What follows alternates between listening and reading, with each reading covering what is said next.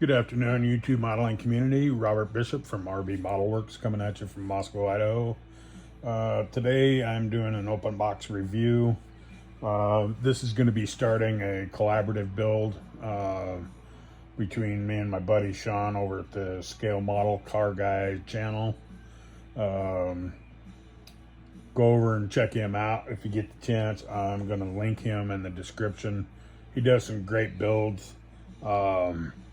He does a wide variety of stuff. He's not much of a NASCAR guy, but you know, he just loves building models. I jokingly call him Mr. Johan because I think he's got probably one of the largest Johan collections in the country. And anyway, what we're going to be doing is a 64 Mercury Marauder. Basically, he asked me if I could paint it for him, and so this has turned into a collaborative build. Back in the 60s, you know, everybody knew Holman Moody and Cotton Owens, but for the Mercury side, Bill Strope was a big influencer with on the Mercury side. And they've got beautiful red, white, and blue cars. I'm going to be doing the number 15 decals. So basically I'm going to be painting this, clear coating it, putting decals on. I'm going to be doing all the physical modifications to chassis that make it a presentable NASCAR, and I'll kind of go through that as I review the parts. But I got some excellent power slide decals. You can see all the different drivers that drove for Bill Strope. Jim McElrath, Whitey Gherkin, Troy Ruttman, Daryl Derringer, Junior Johnson, Roger Ward, Parnelli Jones, Dave McDonald, Jim McElrath. These were drivers that bridged the gap of USAC, SCA, Trans Am, Indy, you name it. But anyway, excellent decal set. So, all right, let's get to this. Let's do the body first, I guess. So there's not a whole lot. One of the main things on here is the scripts have to come off, and I'll have to check. I'm not sure if this bottom chrome trim stayed on or comes off. Also, right up here in the tip, there's kind of a dip that is going to have to be filled. You can really see it on this side.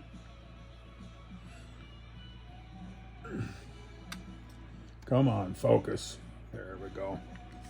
But nice body style. This is similar body style to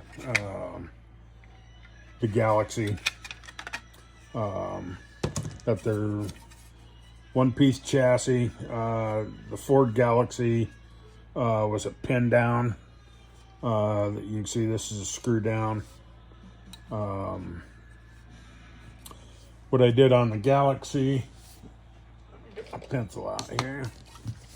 On the Galaxy, I cut these floor pans out here because the exhaust ran through the frame rails on the Ford. I don't know about Bill Strope Mercury, but I will be taking off this this muffler system and grinding those out, because either way, whether it goes through the frame rail or on top of the frame rail, this stock exhaust has got to come out. So, and you'll see there's tons of of customizing parts in these older AMT kits. Excellent chrome. Only thing I'm going to do is racify it. I'll put some metal plugs and then headlights, and I'll check and see what the configuration was for NASCAR for the back tail. But you can see all these are customizing parts. 2 different sets of wheels. And by the way, this is, you can see by the bottom of the box, this is not the newer re-release. This is an older original kit. I just love these kits. I'd never use any of this stuff, but it's still cool. Big side fender skirts. You got a surfboard, other customizing parts. These are the wheels. They did steel wheels a little bit different back in the day. There's the inside of the rim. So you just glue those together like that. It's kind of unique. They've got excellent safety belts. They're actually not grossly thick. But look at those side view mirrors. Look how big those things are. They're monsters. So, but the nice thing about these Mercury kits is they do have the basic NASCAR roll cage in them. Fire bottle, which I wish they had that. I may actually cast that in resin before I send it back to him. The 63 Ford I just did, I had to scratch build a fire bottle, an older style similar to that. So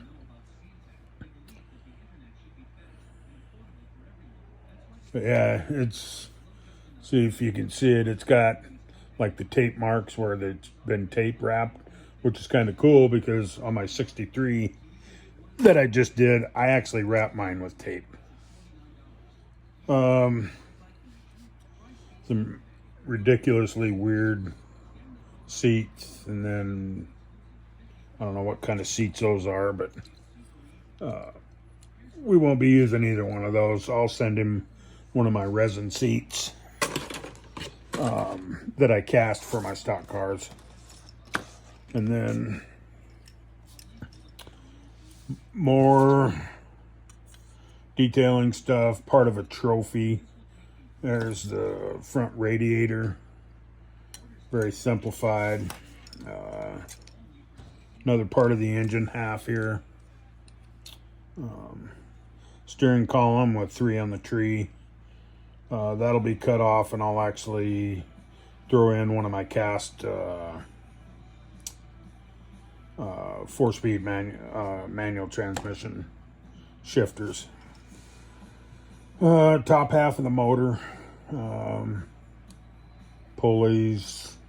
I'll throw in one of my air cleaners as well, because basically I'm just going to get him set up to finish the kit. So that'll be the fun part, is I'll get to basically build and do the paint, and then I get to send it back to him and he's going to finish it. Firewall, see, it's got all the wires and brake booster and stuff on there. It's kind of funny because they didn't, I don't know if that's supposed to signify the booster on there, because they really didn't run power boosted brakes back then, especially in NASCAR. So dash, I'll get that prepped out for him as well.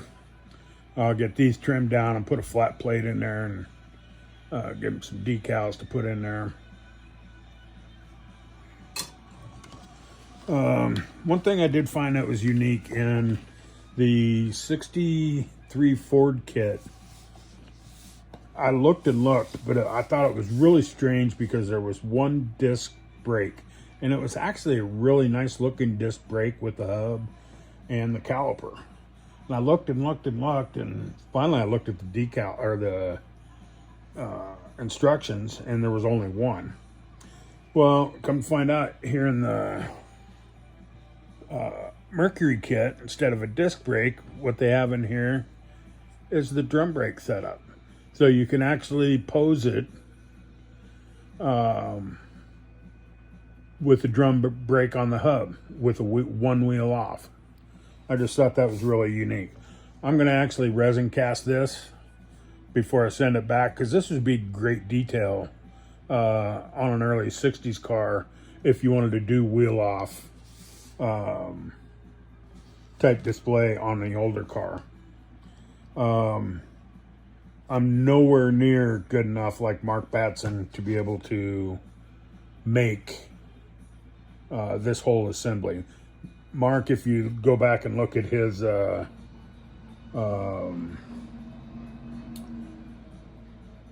number 17 Pearson car, he actually built all of this from scratch and made brakes for his number 17 Pearson car. I'll put the Hobby Dudes link in the description as well. You can go check out his channel. Master builder. Absolute master builder.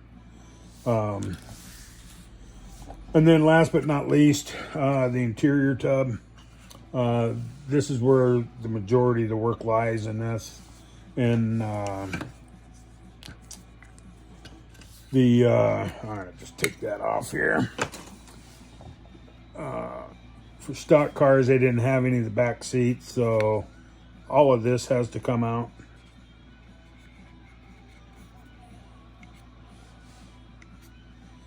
Just gonna mark this up here real quick.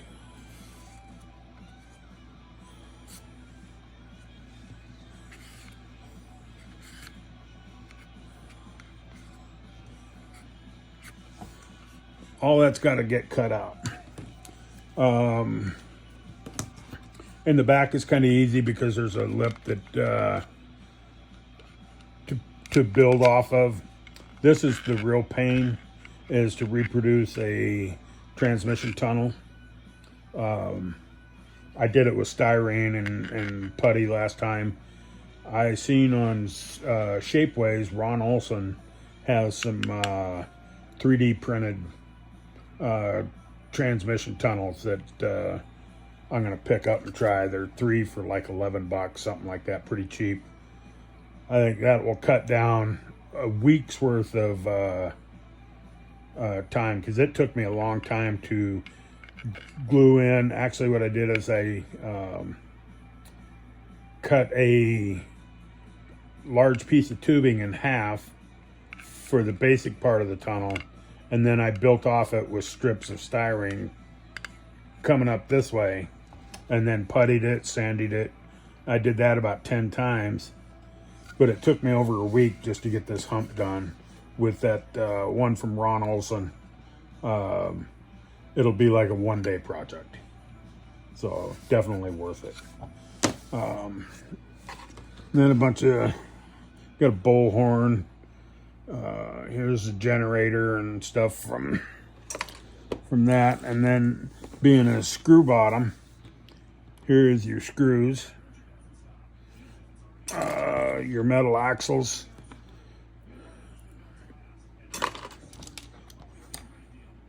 the other part of the roll cage,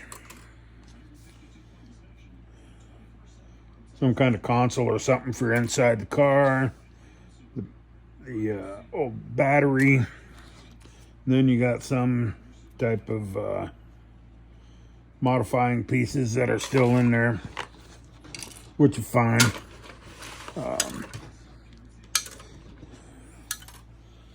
Then you got the glass. Kind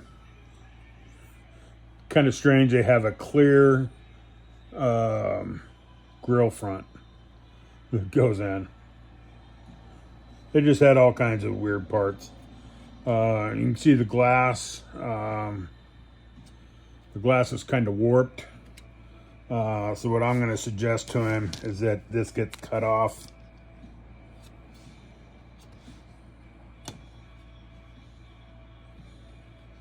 Right there. It'll go on so much easier with those out of there. You can see how warped that is. You're gonna have a hard time unless you weight that down with a couple pounds to get that pushed down and set in there. Got all kinds of weird bubble lights, which is kind of cool because you can save those for other projects. But that's really neat with the clear grill. That's funny. And then you got your rear tail light panels, and again some red dot lenses for something. Probably the customized rear end. And that's it. Except the wheels. These are just regular old Firestones. I'm not sure if Strope used Firestone or Mercury.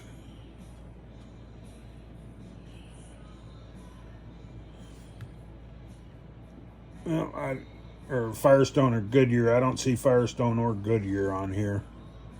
So it may not even have been a sticker that was on their car, but I'll look at some pictures and find out what brand they use. I've got some early 60s rubber tires cast that I will actually put in the kit, and the proper 9-inch Holman Moody wheels. So, and that's it for that. Typical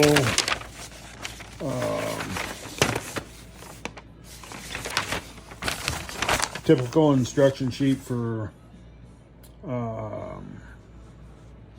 AMT back in the day. Really weird. This one shows it has a supercharger, which I didn't know that. Pressure pots, blower manifold. So you can hop this thing up if it's something you wanted to do. The custom horn under the hood. Yeah, see, here's the, you get a custom option, one brake backing plate and one brake. Thought that was really cool.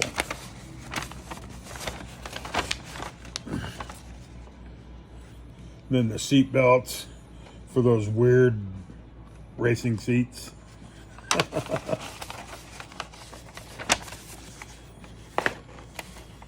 And very simplified. You got the horn.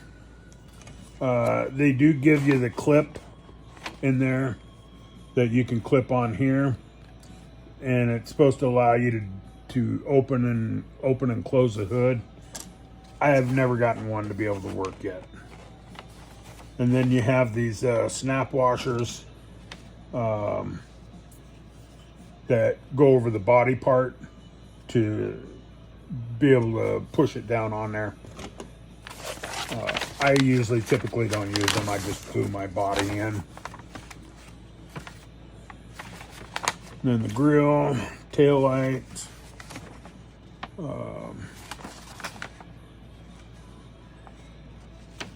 hood straps, hood ornament, headlight covers, and I'll make some aluminum discs. I'll pop them out of there, and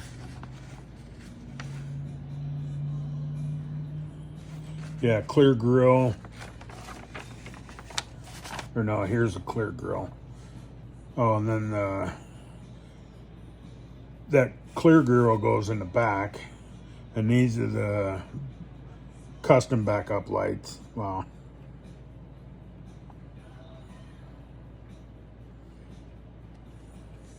Scissor jack, trophy.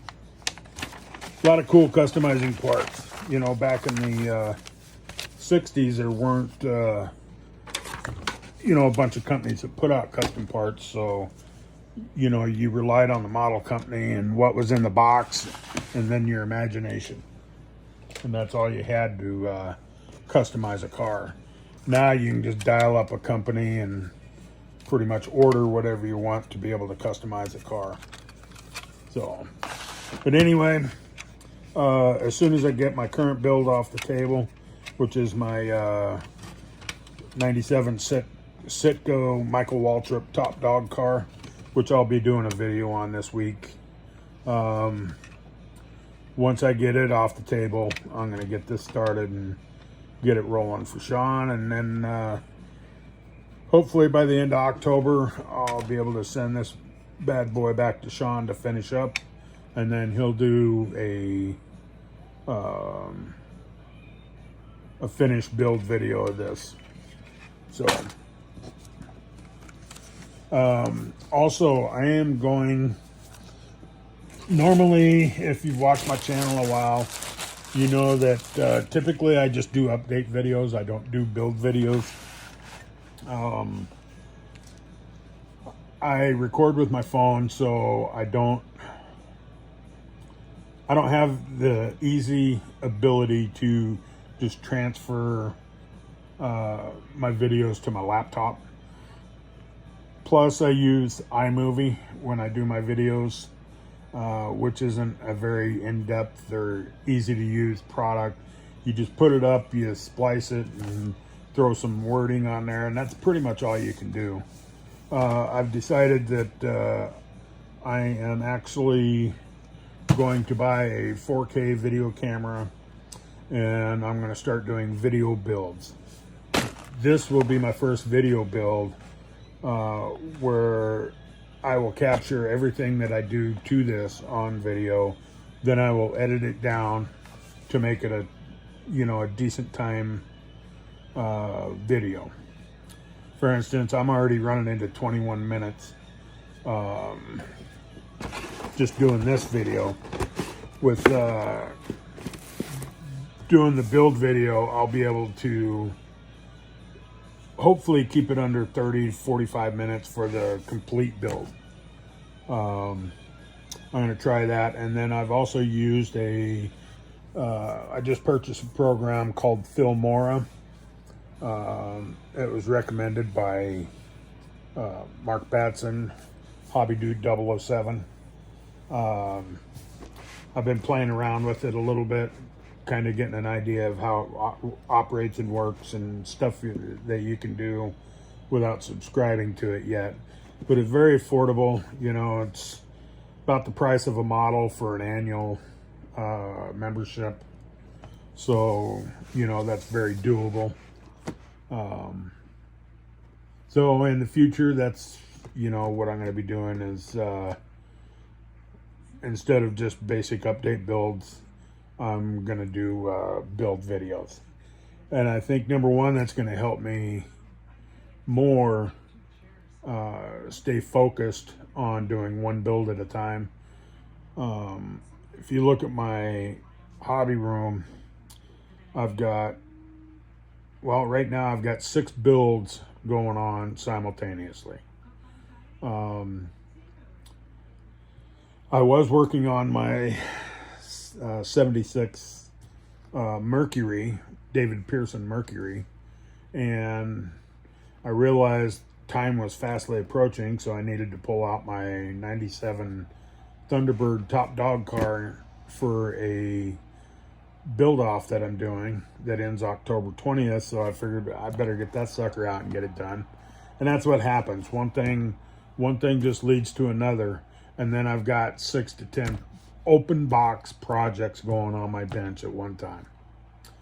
So I'm hoping if I'm doing build videos from start to finish, that will help me start to finish keep one build going at one time. And I'm not getting into any more build off or group builds or anything after this. You know, I'll consider it, but I've got to get those 6 to 10 models off my bench so I can get back focusing on one at a time.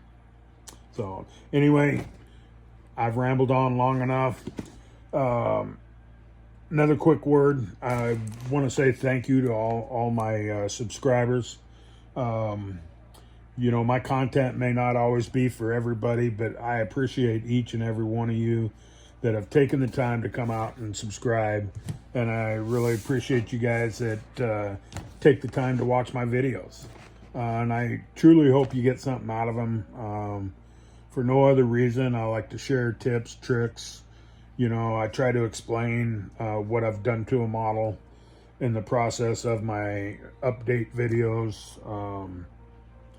You know, I like doing tips, tricks, and preview videos of different products, paints, stuff like that. So I'm just going to keep them coming. If you have any suggestions, leave me a comment down below and hit that like and subscribe button. I appreciate it, and I think I'm right about 10 or 15 subscribers short of 1,000. Again, I want to thank you guys, those 990 people that have subscribed, getting me here. When I started this channel 3 years ago, I never thought, you know, I'd be at 1,000 subscribers. So I do thank you guys. Anyway, you have a blessed day. We'll see you the next time. Peace.